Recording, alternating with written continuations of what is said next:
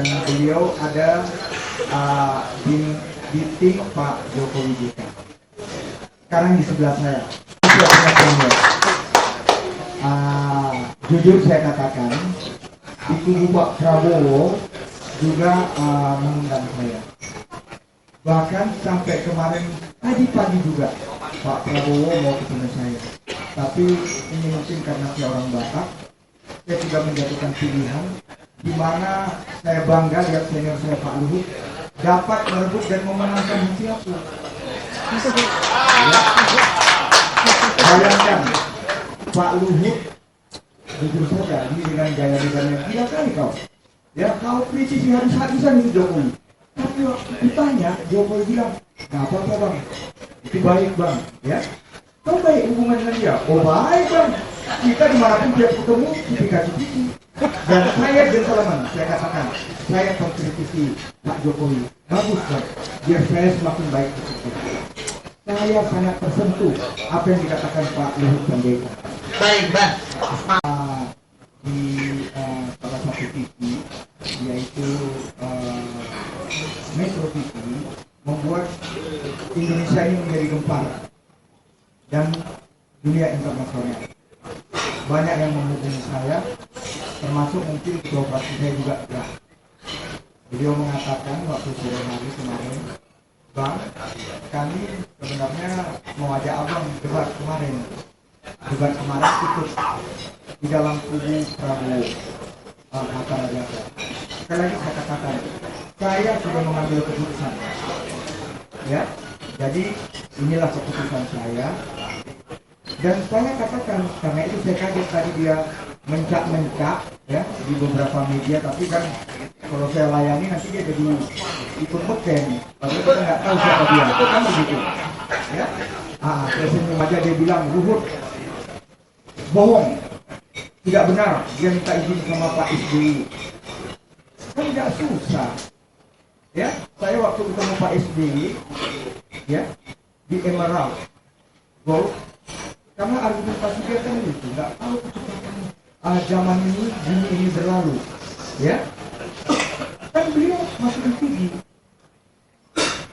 Mohon maaf, saya seorang Kristiani, saya tidak pernah mau berbohong. Tidak percaya, saya ketemu Pak SBY, dia bilang bohong, nggak ada yang ketemu SBY. Saya ketemu Pak SBY dan saya mohon izin yang menyaksikan, walaupun karena kami berdua, mereka melihat, mereka ada di situ. Bapak Menko Polhukam, Pak Joko, beliau ada, tanya aja dengan Pak Joko. Di situ ada, bahkan di belakang saya, Komandan Pas-Pampres, Pak Doni, tanya aja sama Pak Doni. Di situ ada Sekre. Saya tidak minta izin kok. Saya menghormati etika politik dan saya sadar betul berkat Tuhan dan berkat itu melalui Pak SBY saya dibesarkan beliau. Pak Jokowi itu memang orangnya begitu ya. Dia tidak sakit hati juga, dia bilang ya sudah Pak Luhut itu biarin aja.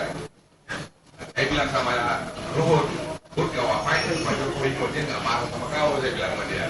Terus dia bilang, ya nggak tahu bang, pokoknya saya ya itu. Saya bilang orang yang begitu kenapa kamu nggak gabung aja. Dia bilang, begitu bang ya. Saya bilang iya, daripada kayak yang lain. Alhamdulillah.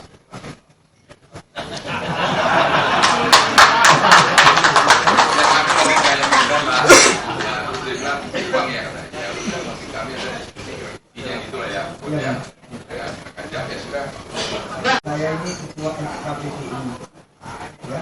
Saya anak TNI, baru namanya Abdi. Saya ini ketua Pemuda Pancasila. Organisasi yang dua ini saya geluti di atas 20 tahun. Saya senior, nggak usah lah nangker-nangker. Jadi pertanyaan yang sangat mendasar, saya idola dengan Bung Karno, dia selalu mengatakan jas merah. Jangan sekali-sekali melupakan sejarah. Inilah yang saya lihat tagline daripada Pak Jokowi dan Pak JK. Indonesia hebat. Indonesia hebat artinya pasangan ini sangat rendah hati, menyadari Indonesia bisa hebat karena pilar-pilar perjalanan sejarah kita kerajaan 08, 28, 45, Bung Karno bagaimana, begitu juga Pak Harto bagaimana, begitu juga Pak Habibie bagaimana, begitu juga Pak Gus Dur almarhum kita harus hormati, bagaimana Ibu Mega juga pernah menjadi presiden, kita harus hormati, dan 10 tahun Pak SBY sekarang. Jadi mereka mengatakan Indonesia hebat, sedangkan di kubu seberang mengatakan Indonesia bangkit. Emangnya selama ini Indonesia tidur? Saya ini orang hukum, saya sangat kritis. Ya, jangan bang, jas merah, jangan sekali-sekali dipakai senjata. Merah putih untuk Indonesia asli. Baik, sekarang alasan dari Bang Luhut yang mengajak Abang lalu melihat sosok Jokowi. Kalau dilihat dari misalnya masyarakat bertanya nih, masyarakat awam bertanya, kenapa sih Pak Luhut memberikan dukungannya ke Pak Jokowi? Jadi jujur saja, karena running text tersebut saya kaget. Saya baru sadar, terima kasih Tuhan. Oh, rupanya aku tokoh juga. Kenapa aku merasa aku tokoh juga? Kader saya Demokrat dari Sabang sampai Papua semua pendukung saya. Bang, kami berdiri di belakang abang untuk Jokowi Joko. Beberapa provinsi, karena Bang Luhut ini kita tahu seorang militer, ya, yang sangat diberkati Tuhan, sangat disiplin, ya, beliau pekerja keras, tapi beliau mau belajar. Karena itu sekarang beliau seorang profesional. Apa yang terjadi, kawan-kawan? Besok kami akan keliling ke beberapa provinsi. Beliau mengatakan, Luhut kau ikut dan kau siap menjadi jurkam. Saya siap. Ibarat kata, saya tipe orang sekali mandi basah. Terima kasih.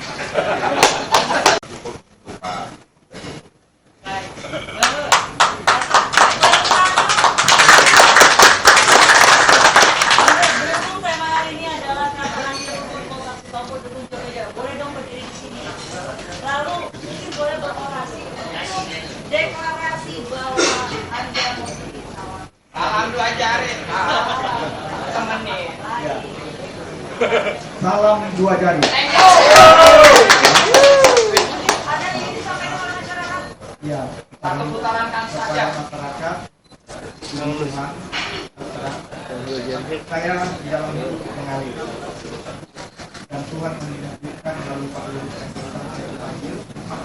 Terima kasih sama saya. Apalagi di sini ada Bang Syihab.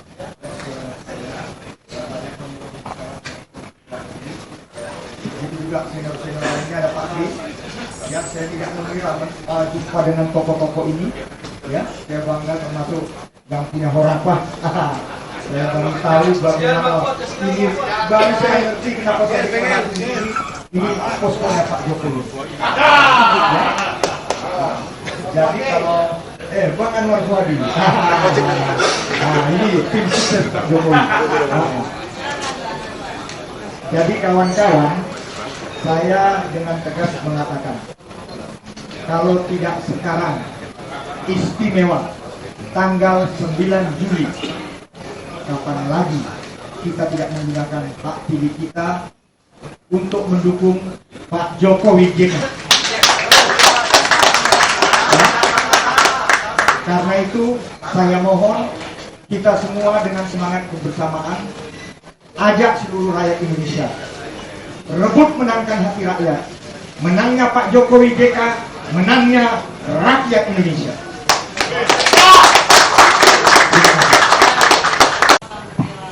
Ya Pak, Bang Luhut sudah memberikan the happiest time in my life. Karena sahabat saya, adik saya, Luhut Sitompul ini di mata saya bukan hanya sahabat, tapi saudara saya.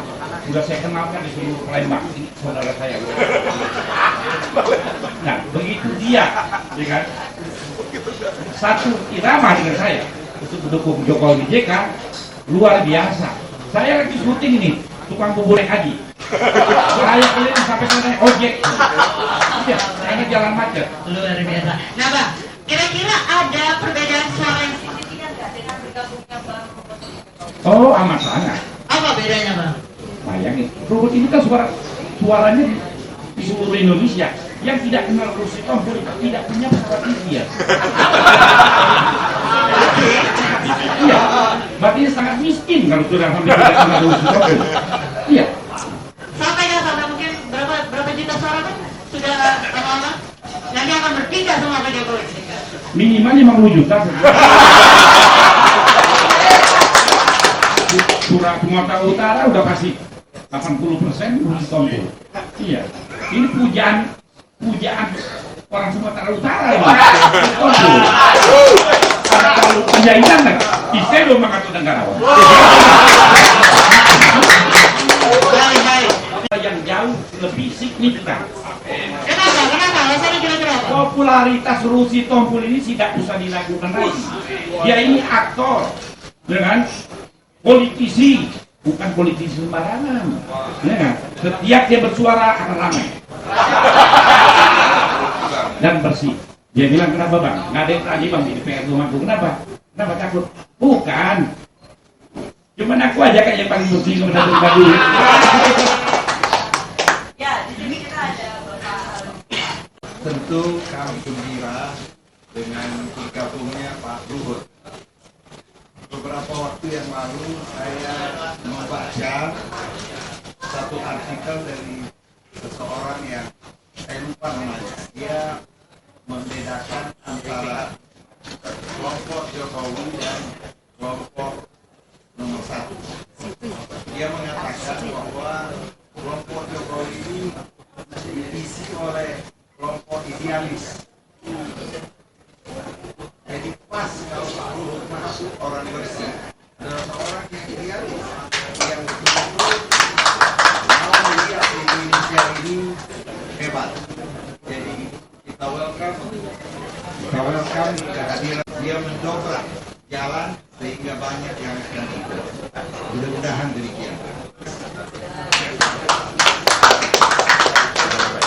Saya tambahkan, Ruhu Sitompul ini adalah orang yang pernah ada berita dia ada masalah. Apa yang akan Abang sampaikan lebih dulu kepada Pak Jokowi? Salam itu yang pertama.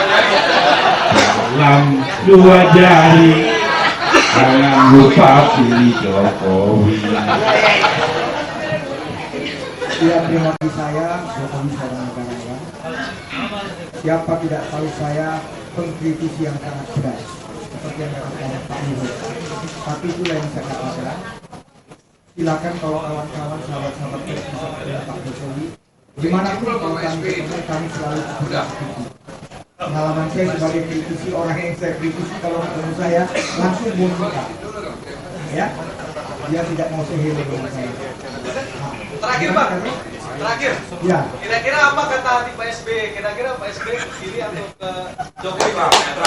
Ya, jadi kita hormati Pak SBY karena beliau ketua umum partai dan juga presiden Republik Indonesia. Apalagi Pak SBY 2 periode 2005 ke 6 presiden kita yang pertama langsung dipilih oleh rakyat. Jadi beliau dalam posisi netral. Jadi kita hormati Pak SBY. Salam dua jari. Bang Ruhut. Sekarang saya mau tanya Bang Ruhut. Selain restu dari Pak SBY, gimana dengan Jenderal Pramono Edi? Karena Bang Ruhut kan jubir daripada atau tim suksesnya Jenderal Purnomo Edi kan waktu capres konvensi Demokrat. Gimana? Pramono Edi Bowo, sahabat saya, beliau satu tim dengan adik saya Ruhu Sitompul. Ya, saya juga dianggap anak oleh almarhum Pak Sarwedi, ya, dan Ibu Ageng. Saya kebetulan dulu juru bicara termuda di Indonesia di era Orde Baru, Manggala BPTD Pusat, memegang Kepres 111 tahun 84 di era Pak SBY, dan saya ketua KNPI dikala Pak Sarwedi Bowo kepala BPTD. Mas Pramono Edi merupakan saudara saya, kami selalu berkomunikasi dan saya hormati beliau ada di kubu Pak Prabowo dan beliau menghormati saya ada di kubu Pak Jokowi. Komunikasi terakhirnya gimana Pak? Waktu Bang Ruhut mau ke sini, ada pamit mungkin ke Jenderal Pramono Edi? Saya terakhir komunikasi diundang beliau mengatakan, jadi kan saya masih netral, beliau mengatakan beliau di kubu Pak Prabowo dan saya sebagai seorang Demokrat kita harus saling menghormati. Terima kasih.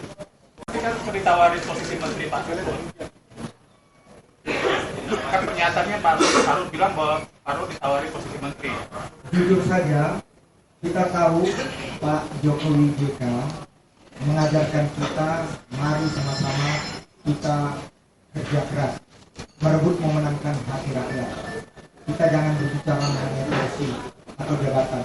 Dan saya sudah buktikan, saya ditugaskan partai dan itu jatah partai saya, ketua komisi 3. Tetapi kawan-kawan koalisi menggunting dalam lipatan mereka tidak setuju kesepakatan itu. Saya hormat dan saya katakan, bagi saya jabatan bukan segala-galanya. Mungkinkah Megawati dan SBY bertemu, Pak? Ini pertanyaannya, saya adalah Tuhan, saya percaya ada Tuhan. Saya sudah bicara dengan Tuhan. Dengan Astro. Dengan saya mau dia ketua umum KMPI, saya ketua bidang luar negeri. Kalau orang katakan di pemerintah SBY, saya herder Pak SBY, waktu Cahyo ketua umum, saya herdernya Cahyo. Begitu juga di media Panjaitan, ya, dan kawan-kawan lain. Jadi ini pertanyaan yang baik. Ya, saya termasuk ke abang ini. Saya ngomong waktu saya ditanyakan, bang kita beberapa waktu ini Pak Jokowi, Pak SBY, Ibu Mega, dua tokoh ini. Jujur saya selalu berdoa, di dalam doa saya ada yang juga. Dua tokoh ini tokoh besar, kita harus perhatikan. Jadi nggak usah khawatir. Bahkan saya yakin Pak Jokowi sebagai seorang negarawan, kita doakan. Saya yakin ya di dalam kita yang mayoritas Muslim, insya Allah Pak Jokowi memenangkan. Dan saya yakin beliau juga ingin mempertemukan Ibu Mega dan Pak SBY, karena kawan-kawan jangan lupa kualitas komunikasi antara Pak Jokowi dan Pak SBY sangat baik. Kalian tidak percaya, saya pengkritis keras Pak Jokowi, saya pernah ditegur oleh Pak SBY. Saya pernah ditegur. Itulah saking sayangnya Pak SBY dengan saya, dan tegurannya tidak salah. Sekarang saya jadi Abang Lulu, saya siap memenangkan.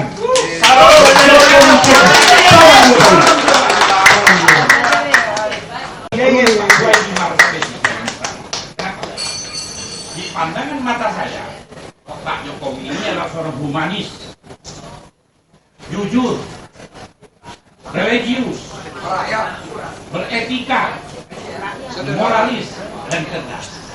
Ya kan? Kenapa? Jadi cerdas. Kenapa saya utamakan yang jujur? Kalau mencari orang pintar, profesor, doktor, pengangguran dan punya ini. Tapi yang jujur itu sudah langka. Langka sekali orang jujur. Kalau profesor, doktor, udah banyak. Tapi tentunya korupsi. Ya kan? Nah itu. Yang kedua, kenapa? Saya melihat cerdas. Kenapa? Ada orang Jokowi itu bodoh. Dari mana bodoh? Dia itu S1 insinyur tamatan Universitas Gajah Mada, bergengsi. Berarti dia itu di atas masyarakat. Ada juga yang mengatakan, pengkhianat Pak Jokowi itu. Dia dari wali kota dia tinggalkan ke gubernur, dia tinggal lagi dia menjadi presiden. Ini dalam misalnya dalam suatu perusahaan, seorang supervisor yang sangat disayangi oleh karyawannya, tapi oleh karena perintah atasan dia diangkat menjadi direktur eksekutif di perusahaan itu. Apakah dia berkhianat? Tidak. Dia dibutuhkan di tempat yang lebih tinggi. Kalau untuk urusan wali kota ya cukup langsung sana lah. Kalau dulu cukup Ahok aja lah. Tapi untuk presiden Jokowi. Tidak. Karena perusahaannya sama. Kemudian masalah religius. Dulu saya banyak sekali dapat BBM, dapat SMS bahwa Jokowi ini katanya sholat aja apa ya, wudhu aja tak bisa. Akilu nggak bisa sholat, nggak bisa segala macam. Saya tanggal 22 Mei, saya ikut bersama-sama dengan Pak Hendro Priyono, Pak Faizal, Pak Arul Razi, Pak Tejo Edi, kita sekitar orang berapa? 10 lah, 12. Semuanya jenderal, kecuali saya. Mereka bintang 4, bintang 3, kecuali saya bintang film. Kita pada waktu maghrib itu kita datang ke kantornya Sutioso untuk Sutioso PKPI mendeklarasikan untuk mendukung Jokowi JK. Semua waktu itu sholat begitu maghrib kita sholat. Imamnya adalah Pak Jokowi. Makmumnya kita orang 11. Ya, semuanya jenderal kecuali saya dan Pak Yusuf. Ya. Dia membaca ayat-ayat kan pasti. Ayat pertama dia baca Bailul likulli humazatin lumaza al-humaza. Yang kedua dia baca ayat Quraisy. Di ila fi Quraisyin ila fi indik latas baswai. Itu kan sangat pasti. Jadi dia apa orang bilang dia nggak bisa wudhu pun nggak bisa. Nah, itu. Jadi saya kira cukuplah. Saya tidak pakai cara panjang lebar. Kalau terlalu panjang akan yang ibu, kalau lebar kasihan bapak-bapak. Silakan Pak, komentar ke media. Silakan.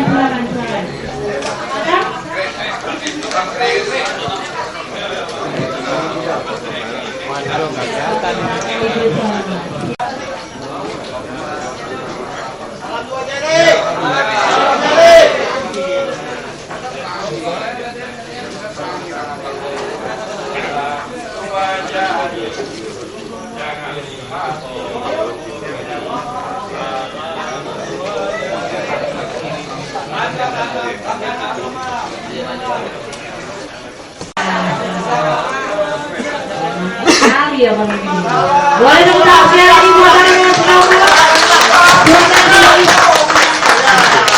Boleh sekali lagi dong.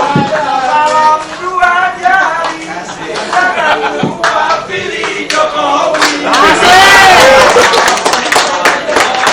Jangan lupa pilih Jokowi.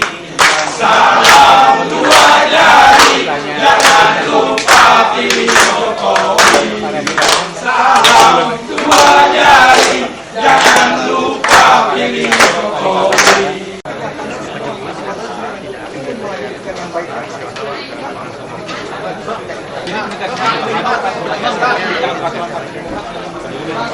Tidak ada yang salah. Jadi kebutuhan wilayah.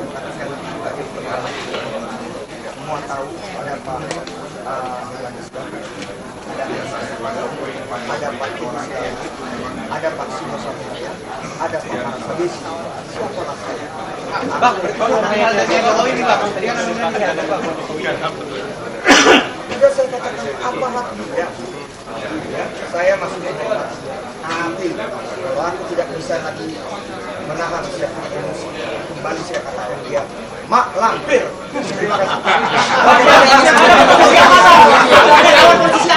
Jadi barang.